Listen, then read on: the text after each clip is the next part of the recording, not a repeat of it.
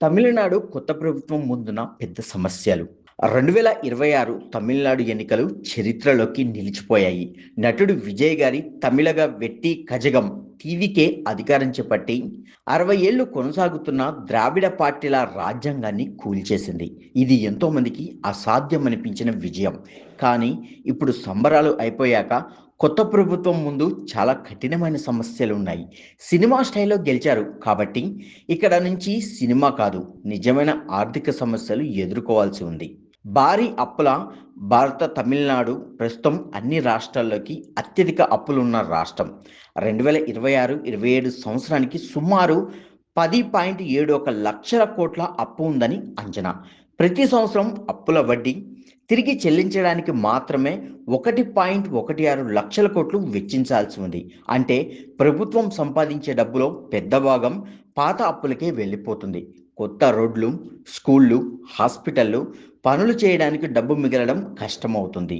విద్యుత్ and bus రంగాలు బాగా లోపల విద్యుత్ బోర్డు మీద ఒక్కటే 1.5 లక్షల కోట్ల అప్పు ఉంది.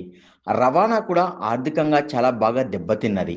ఎన్నికల్లో చేసిన వాగ్దానాలు టీవీకే మహిళలకు నెలకు 2,500 ఉచిత ఎల్‌పీజీ సిలిండర్లు, నిరుద్యోగులకు భృతి వంటి ఎన్నో మంచి పథకాలు ప్రకటించింది. ఇవి చాలా మంచివే. కానీ ఇవి అమలు చేయాలంటే చాలా డబ్బు కావాలి. ఇప్పటికే అప్పుల్లో కూరుకుపోయిన ప్రభుత్వానికి ఇది పెద్ద సవాలు.